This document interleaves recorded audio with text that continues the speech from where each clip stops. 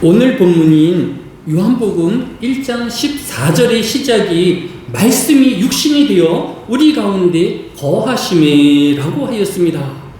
문법적으로 보면 말씀이신 하나님이 사람으로 변화 또는 전환되셨다라고 해석해서 읽을 수도 있을 것입니다. 왜냐하면 요한복음 4장 6절에 보면 거기 또 야곱의 우물이 있더라. 예수께서 길 가시다가 피곤하여라고 하였기 때문입니다. 예수님은 사람과 똑같이 힘들며 피곤하였던 것입니다. 또 다음 절인 요한복음 4장 7절에 보면 사마리아 여자 한 사람이 물을 기르러 왔음에 예수께서 물을 좀 달라 하시니라고 하였습니다. 예수님도 우리가 그러한 것처럼 배고픔을 느끼고 갈증을 느끼우는 사람의 몸이기 때문인 것입니다. 뿐만 아니라 요한복음 11장 35절에는 예수께서 눈물을 흘리시더라라고 하였습니다. 예수님 우리와 똑같이 힘이 들고 또 어려운 일을 만나게 되어지면 눈물을 흘리시기도 하였던 것입니다. 이와 같이 예수님이 사람과 똑같이 피곤하기도 하시고 갈증을 느끼시기도 하며 슬픈 일을 만나면 눈물을 흘리시기도 하시는 완벽한 사람이기 때문에 하나님이 사람으로 전환되시고 또 또 하나님이 사람으로 변화되셨다라고 읽을 수도 있을 것입니다. 그래서 오늘 본문인 요한복음 1장 15절은 요한이 그에 대하여 증언하여 외쳐 이르되 내가 전에 말하기를 내 뒤에 오시는 이가 나보다 앞선 것은 나보다 먼저 계심이라 한 것이 이 사람을 가리킴이라 함이라 라고 하였습니다. 사도 요한도 예수님을 사람이라고 부르고 있는 것입니다. 그런데 문제는 요한복음에는 예수님이 사람의 제한된 몸과 한계를 가진 분으로 기록되기는 하였지만 하나님만 하실 수 있는 수많은 기적들을 함께 기록하고 있다라는 것입니다. 예를 들어서 다음 장인 요한복음 2장 7절에는 예수께서 그들에게 이르시되 한 마리의 물을 채우라 하신즉 아귀까지 채우니라고 하였습니다. 간에 있었던 혼인잔치에 포도주가 떨어졌을 때에 예수님 커다란 돌 항아리 6개에 물을 가득 채우라 하셨는데 이 물이 극상품의 포도주로 바뀌는 기적을 일으키신 것입니다. 이러한 기적은 사람이 아무리 뛰어나도 일으킬 수 없는 일인 것입니다. 뿐만 아니라 요한복음 5장에는 예수님이 예루살렘에 올라가시다가 베데스다 연못을 지나실 때에 병든 자를 만나셨습니다. 이때 예수님은 요한복음 5장 8절로 9절에 예수께서 이르시되 일어나 네 자리를 들고 걸어가라 하시니 그 사람이 곧 나아서 자리를 들고 걸어가니라 라고 하였습니다. 이 병든 사람은 무려 38년 동안 이 병으로 고통받은 사람이었는데 예수님이 말씀으로만 이 38년 된 병자를 고치신 것입니다. 무엇보다도 예수님이 일으키신 많은 기적 가운데 요한복음 11장에는 죽은 나사로를 살리신 기록이 있습니다. 요한복음 11장 43절로 44절에 이 말씀을 하시고 큰 소리로 나사로야 나오라 부르시니 죽은 자가 수족을 배로 동인채로 나오는데 그 얼굴은 수건을 쌓였더라. 예수께서 이르시되 불어 놓아 다니게 하라 하시니라 라고 하였습니다. 이와 같이 예수님은 물을 포도주로 바꾸시고 38년 된 병자를 고치시며 죽은 나사로를 다시 살리신 것은 사람으로서는 하실 수 없는 하나님이셔야만 하실 수 있는 행하시는 것입니다.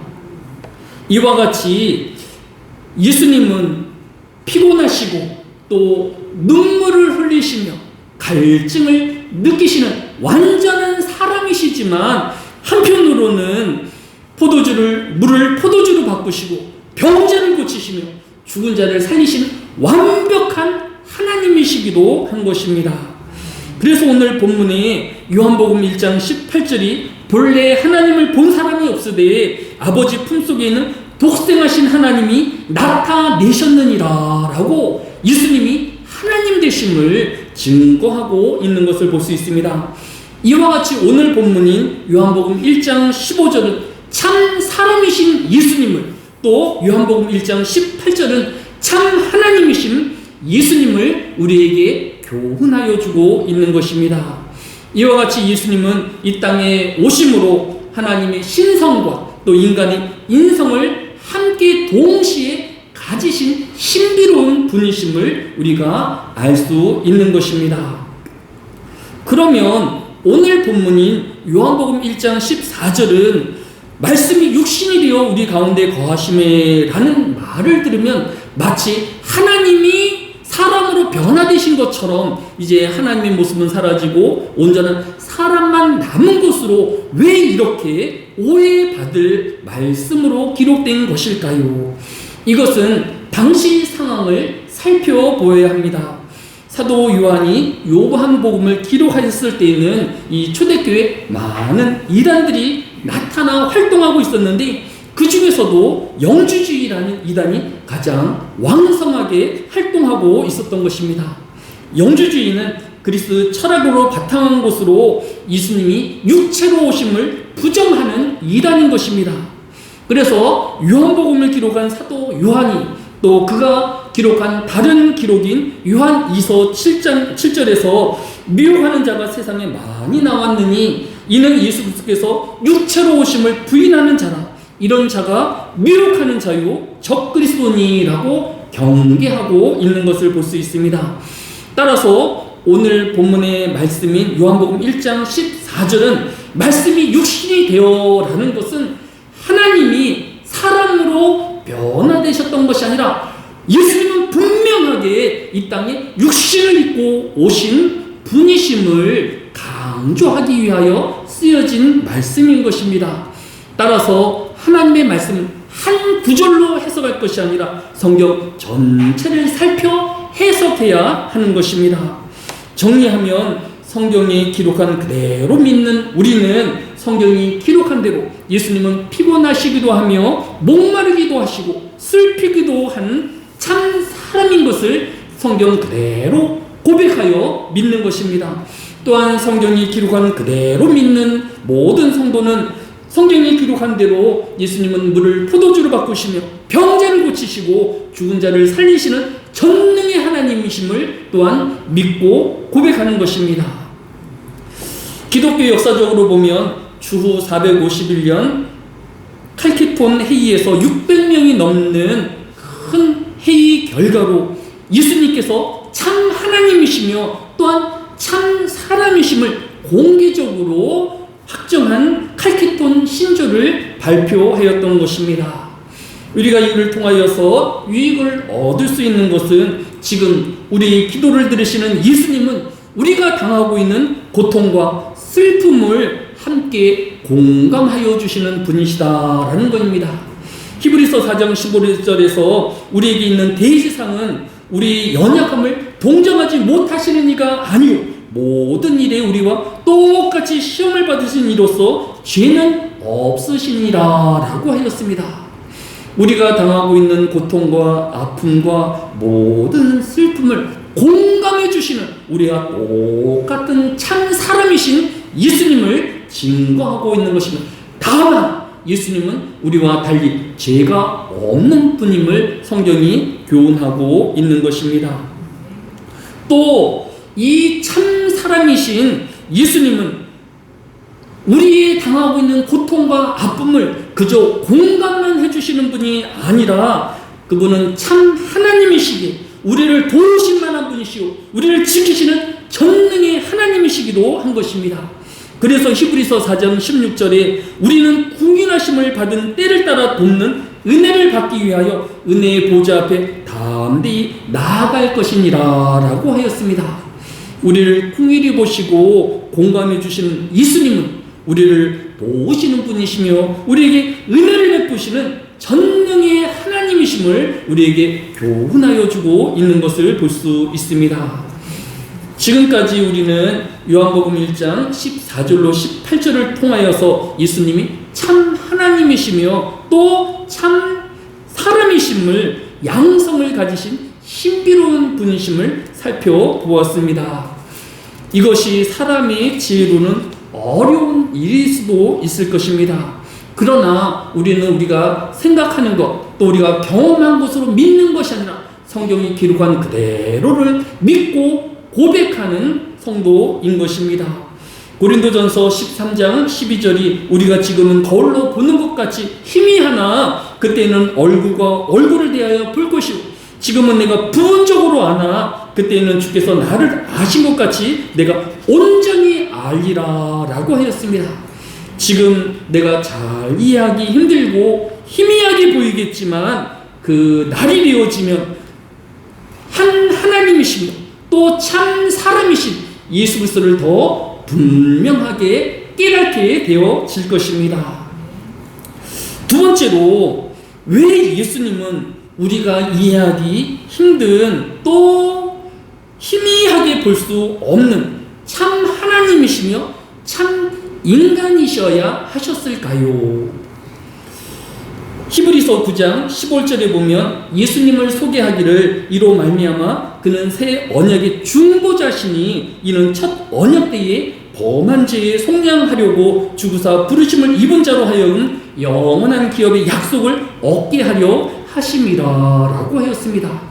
왜 예수님이 참 하나님이시며 참 사람이어야 할 이유를 하나님과 사람을 연결하는 중보자이시기 때문이다라고 성경이 교훈하고 있는 것입니다. 디모데전서 2장 5절도 하나님은 한 분이시오, 또 하나님과 사람 사이의 중보자도 한 분이시니 곧 사람이신 그리스도 예수라라고 교훈하고 있는 것입니다. 오늘 우리가 읽은 요한복음 14장 6절이 예수께서 이르시되 내가 곧 길이요 진리요 생명이니 나로 말미암지 않고는 아버지께로 올 자가 없느니라 라고 하였습니다. 오직 예수님만이 사람과 하나님 사이에 중보자가 되시기 때문에 사람은 예수님을 통하여서만 하나님께로 나아갈 수 있는 존재임을 우리에게 교훈하여 주고 있는 것입니다. 우리가 이 중보자이신 예수님을 통하여 오늘 우리에게 주는 교훈은 무엇일까요? 지난 금요일인 8월 15일은 우리가 광복을 맞이한 지 80주년이 되어지는 뜻깊은 날이었습니다. 일제의 긴 침략 가운데 해방을 맞이하고 전쟁의 종점을 찍은 뜻깊은 날인 것입니다. 그런데 지금 우크라이나와 러시아는 지금도 전쟁 중입니다. 그런데 이 8월 15일 날 엊그저께 러시아의 푸틴 대통령과 미국의 트럼프 대통령이 알래스카에 만나서 우크라이나와 러시아의 평화 조약을 위한 트럼프가 중재자가 되어서 면담하였던 것입니다. 그런데 이날 발표한 것을 기대하고 들어본 결과 러시아 푸틴 대통령은 돈바스 지역을 넘겨주면 휴전하겠다라고 미국에 통보하였다라고 합니다. 우리가 보통 휴전이라고 하면 크게 두 가지를 생각할 수 있습니다. 6.25 전쟁 때에 우리가 경험한 휴전입니다. 6.25 전쟁이 한참인 때에 1953년 7월 27일자를 기준으로 하여서 정령지를 기준으로 휴전하기로 하였습니다. 즉 지금 양쪽에서 싸우고 있는 그 전쟁이 7월 27일자에 점령된 지역을 각각의 휴전선으로 점령지로 한다라는 이야기입니다. 이때 6.25 전쟁의 마지막 전투라고 불리는 4.25 전투가 있었습니다. 7월 27일 자정에 발효되어지는 휴전선을 한치라도 더 땅을 얻기 위하여서 북한과 또 남한이 치열한 전쟁을 하였습니다. 결국 이 전투에서 우리 국군이 승리하여서 35km나 북쪽으로 휴전선을 연장할 수 있었습니다. 이렇게 휴전선의 첫 번째는 각각 지금 대치하고 있는 전선을 기준으로 휴전하는 것입니다. 두 번째 휴전선은 침략자가 침략지를 모두 돌려주면서 끝나는 전쟁입니다. 바로 일제로부터의 강복이 그러하였습니다. 일본은 1945년 8월 15일까지 우리나라 전체를 점령하고 있었습니다. 그러나 일왕이 항복하자 우리나라에 점령하였던 일본군은 쫓기듯이 우리나라를 도망가고 또 우리나라가 전체의 땅을 차지하게 되어진 것입니다. 이와 같이 휴전이라는 것이 현재의 전선으로 휴전을 하든지 아니면 침략자가 빼앗은 땅을 돌려주고 휴전하는 것이 일반적인 상식입니다. 그런데 이번에 러시아가 미국에 제안했던 것은 돈바스 지역을 갖게 하면 휴전하겠다라는 것입니다.